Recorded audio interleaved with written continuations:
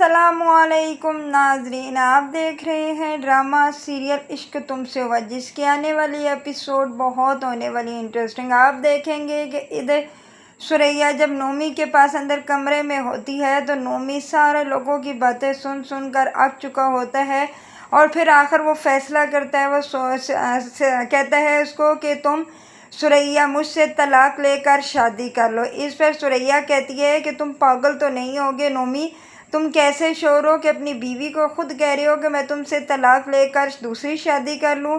ऐसा कभी भी नहीं होगा, मैं तुम्हें कभी भी नहीं छोड़ूंगी। इस पर नोमी कहता है कब तक एक अपाज का तुम जो वज़न उठाओगी? मैं बिल्कुल अपाज हो गया हूँ, मैं तुम पर बोझ बन गया हूँ, इसीलिए सुरैया मैं कह रहा हूँ कि मुझे छोड़कर तुम किनारा कशी कर लो।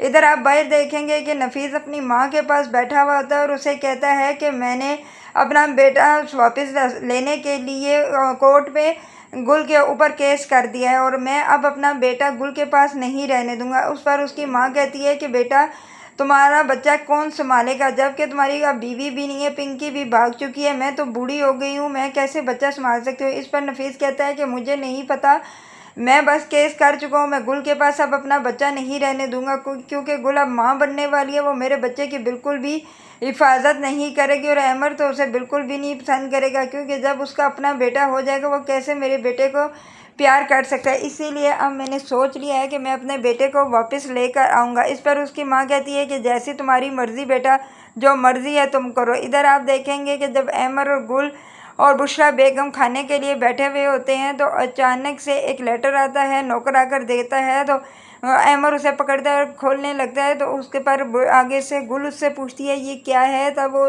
खोल के पढ़ के कहता है कि ये नोटिस है। तो वो कहती है किस चीज़ का नोटिस है? तो वो कहता है कि ये नफीस ने तुम पर केस कर दिया है कि ताकि वो अपने बच्चे को तुमसे वापस लेना चाहता है। इस पर गुल कहती है कि अमर ये कैसे हो सकता है, मेरा बच्चा बहुत छोटा है, मैं किसी को अपना बच्चा नहीं दूंगी। इस पर अमर कहता है कि मैं जानता हूँ असद अभी बहुत छोटा है, वो बाप के पास नहीं रह सकता, वो सिर्फ माँ ही संभाल सकती है। अभी तो उसने केस किया है, हम भी कोर्ट में जाएंगे और वहाँ पर बहस वगैरह के बाद ही पता चलेगा कि कोर्ट क्या फ़ैसला करती है। लेकिन गुल कहती है कि जो भी फ़ैसला हो मैं अपना बच्चा कभी भी नफीस को नहीं दूंगी, क्योंकि उसने जो मेरे साथ किया वो बिल्कुल वैसे ही मेरे बेटे के साथ भी करेगा। इस पर बुशरा बेगम कहती है बस करो गुल, उसका बेटा है, अगर वो वापस लेना चाहता है तो तुम नहीं रोक सकती, इसीलिए मैं तुम्हें कह रही हूँ अब अल्लाह तुम्हें अपना दे रहा है, तुम ये बच्चा उसी को वापस कर दो, वो खुद ही संभाल लेगा। इस पर गुल कहती है कि खाला जान आप ये ऐसी बातें कर रही हैं, उसकी कौन केयर करेगा, उसे खिलाए पिलाएगा कौन? मैं इसलिए आपको कह रही हूँ मैं अपना बच्चा किसी को भी नहीं दूंगी। इस पर आमिर उससे कहता है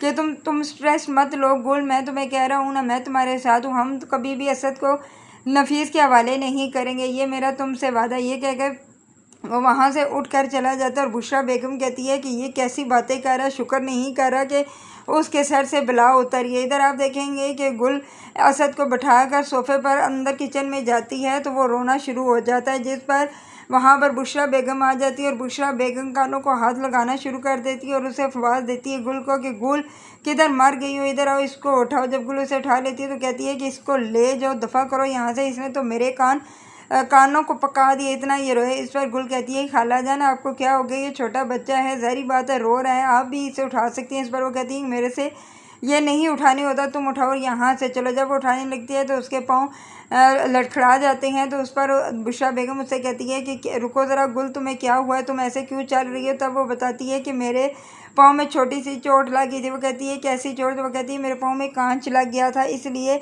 अब दर्द की वजह से मैं ऐसे चल रही हूँ। इस पर आगे से बुशरा बेगम कहती है तभी तो मैं कहती हूँ ना कि तुम तो बिल्कुल रेस्ट नहीं करती और तुम्हें तो पता ही नहीं होता तुम्हें क्या लग रहा है क्या नहीं लग रहा। अब देखा पाँव का क्या असर कर लिया और ऊपर से इतना वज़न उठाया हुआ है, ना अपनी केयर करती हो ना ही आने वाले बच्चे की केयर करती हो। इस पर आगे गुल खामोश हो जाती है। दूसरी तरफ आप देखेंगे कि नौशी ने भी इन सब की ज़िंदगी को अजीरन करके रखा हुआ है और नौशी के पास जाता है सदीक और बुशरा बेगम के नौशी बेटा तुम्हें क्या हो गया है, तुम्हें किसी चीज़ की ज़रूरत है, ये किसी चीज़ की टेंशन है वो हमें बताओ। तो इस पर वो कहती है कि मुझे किसी चीज़ की कोई ज़रूरत नहीं है, ना ही मुझे किसी की कोई टेंशन है, आप लोग यहाँ से चले जाएं। इस पर वो कहती है कि बेटा तुम ऐसा क्यों बिहेव कर रही हो, तुम कॉलेज क्यों नहीं जाती और वैसे ही जैसे पहले लोगों से मिलती जुलती थी ऐसा क्यों नहीं करती?